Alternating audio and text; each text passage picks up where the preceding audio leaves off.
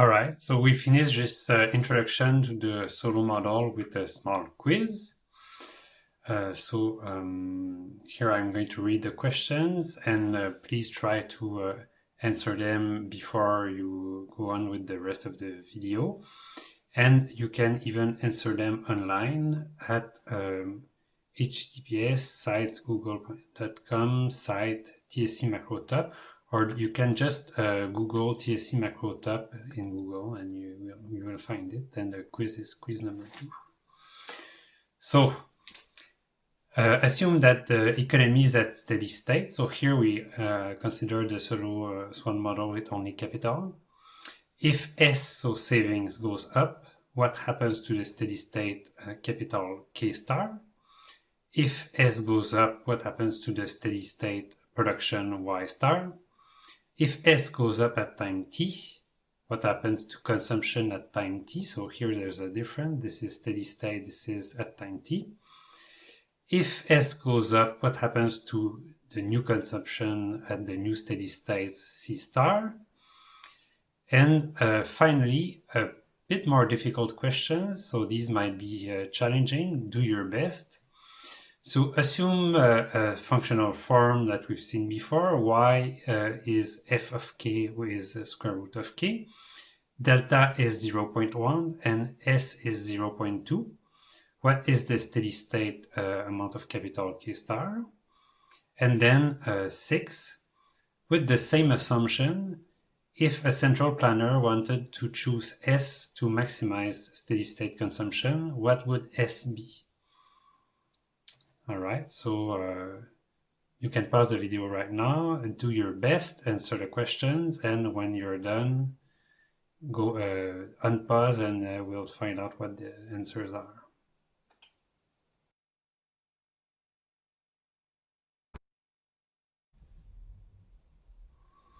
All right, time's up. So what's the best way to answer this type of questions? I always find that the best way is just to draw your own graph. And then even if I'm not asking you draw a graph, you should do it. It clarifies everything. So here, let's draw it very quickly. So here it is. So what's going on? Well, we start at K star, the economy is in steady state, and then for some unforeseen reason, savings rate S goes up. So S multiplies F of K. So if S goes up, then we get this new investment curve in green, and S goes up to S prime. And here it's not a derivative, it's just a new savings rate. So then it becomes extremely easy to see. So what happens to the new steady state capital? Well, if at my old steady state I'm starting to invest more, then capital stock should increase until it reaches the new stock, which would be about here. So we can already answer. Goes up.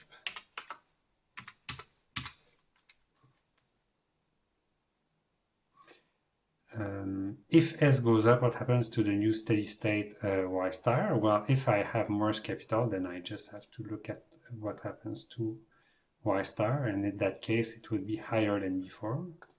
So it goes up.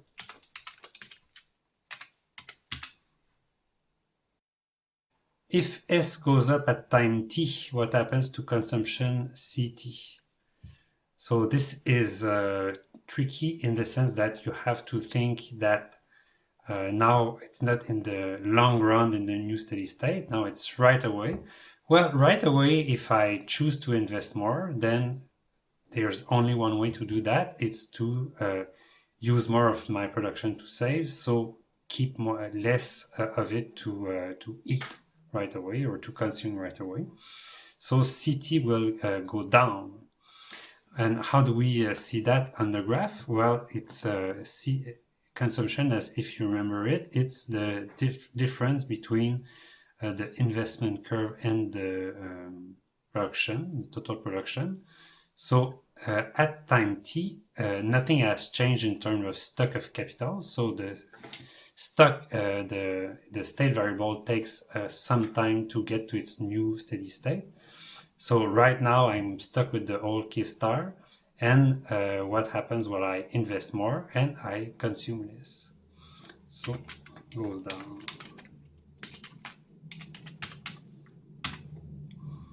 All right. Question number 4. So now things are getting more interesting. I'm very curious to see what people would have answered to that question. So if S goes up, what happens to consumption C star in the new steady state? Why is this a more difficult questions? Well, we can just write down what is consumption. So consumption in the steady state is C star equals to 1 minus S times Y star. And what did we say? Well, we said that, so if S goes up, then 1 minus S goes down. So if basically I invest more, then I have less to consume. But we have also said that in the steady state, Y would go up. Because since I invest more, I ultimately accumulate more capital and more production. So the answer on its face is ambiguous. And how can you see that on the graph? Well, imagine that we started with K star here. So how would that be? Well, imagine that I save very, very, very little. So it means that my steady state amount of capital is so small that my total production is very low. So if I go from here to here, then obviously my consumption, even if savings has gone up, then my consumption, which is always the difference between the production line and the savings line, then the consumption will go up. But imagine that I am saving 99% of my production. So I'm so obsessed by the future that all I do is save, save, save, save. Well, as we've said, the INADA condition states that at some point, if I have a very large amount of capital, that anyways my marginal productivity of capital is very low.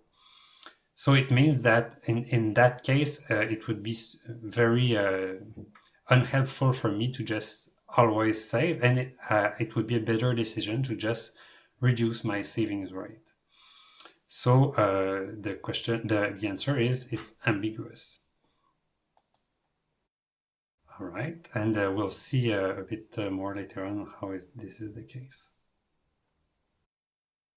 Now, assume that f of k is square root of k, delta is 0.1, and s is 0.2. So what is the steady state k star? Well, we can just compute it easily. So, oh, yeah, I didn't write here. So answer is ambiguous.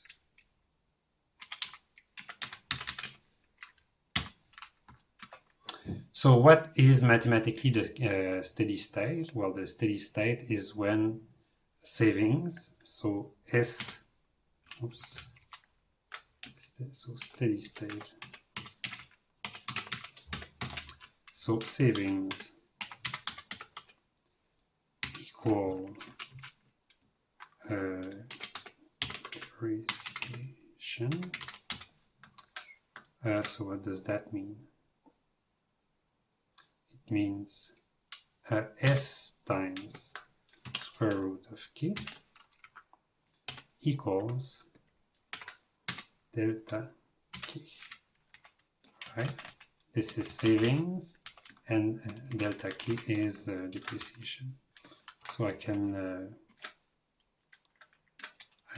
just so now it's very easy to deal with that. I just divide by root k on each side, and I get that root k is equal to s over delta. So k. Oh yeah, so sorry, I didn't put some stars here because we're dealing with the steady state. So then I can just take the square and actually put it on that side.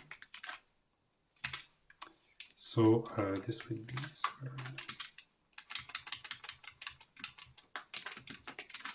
All right, and if I substitute the values, I get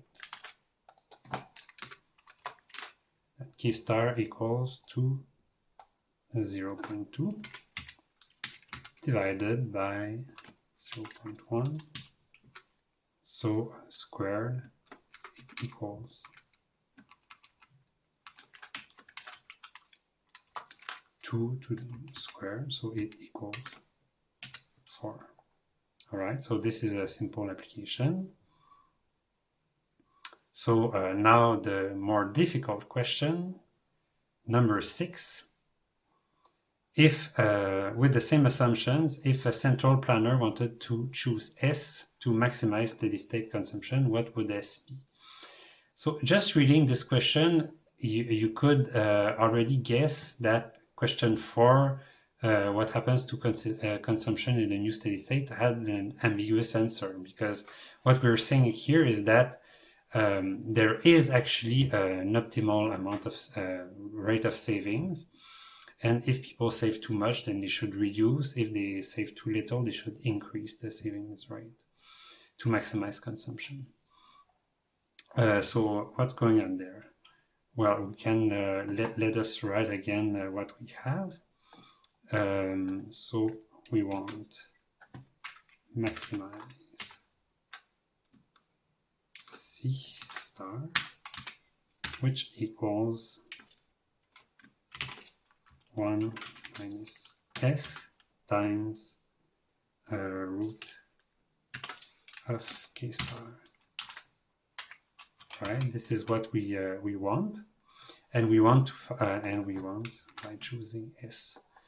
So it's a bit difficult because here we have two variables that change. So S is the variable I use to optimize, and K is a function of S. So I could even write a function of S, but what I'm going to write is subject to the fact that K star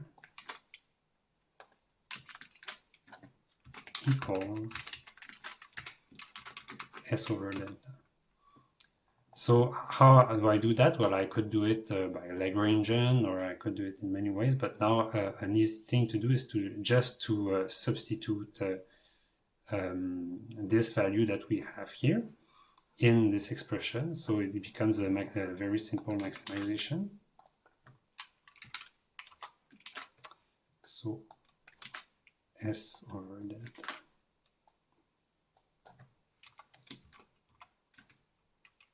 This may not always be the case, but it was because of the shape of root K here that we got this very nice result. So then what I can do is take the first order conditions. So I'm going to write first order condition.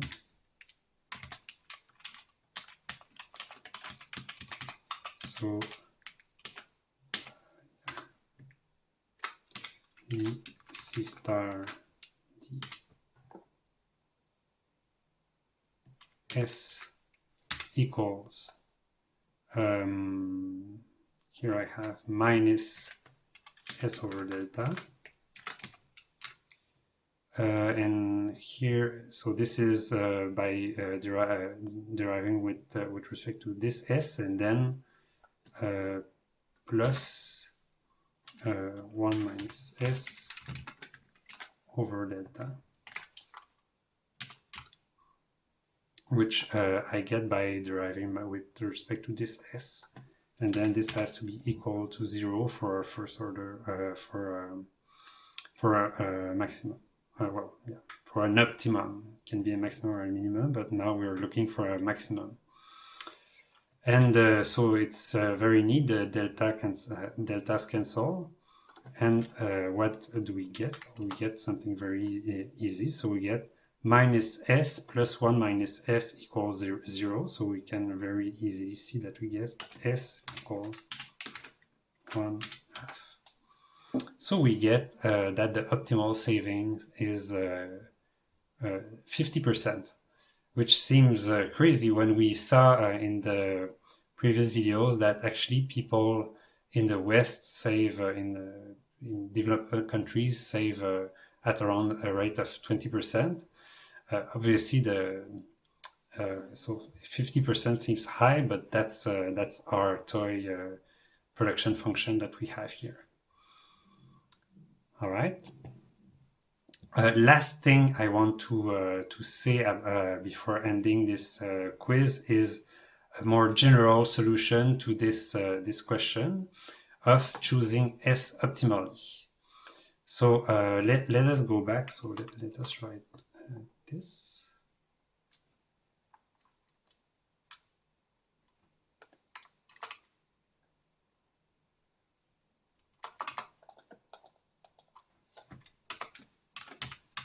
How to choose S optimally to maximize C star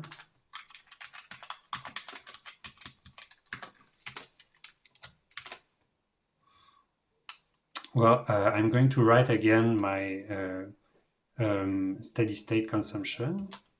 It is, but I'm going to write it in another way. So C star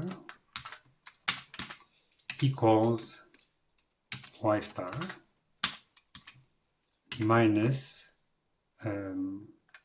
S times Y star. All right. So this is a very simple way to write it. And then what I can do is say that, first of all, this S of Y star in the steady state, it's equal to what? Well, if I'm in the steady state, it's also equal to the depreciation. And then here, Y star, I can just replace it with F of K star. So I get this. F of K star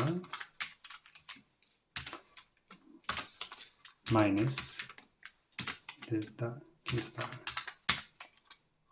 And here, what's neat about this formulation is that I don't have anything else than K star, so it's very easy to optimize. So in a way, instead of choosing S optimally, what I'm doing is choosing K star optimally, which I can do since there's actually a direct link between choosing S and choosing K star. As we have seen before, K star is a direct consequence of this. So if I write it this way, then I get first order condition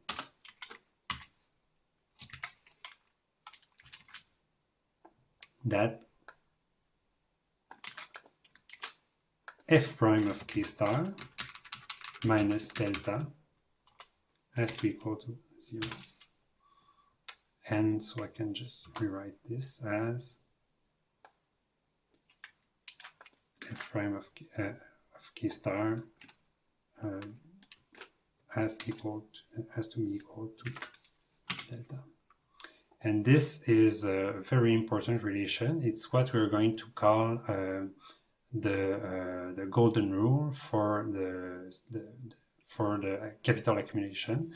It's the way to maximize to get finally to maximize consumption.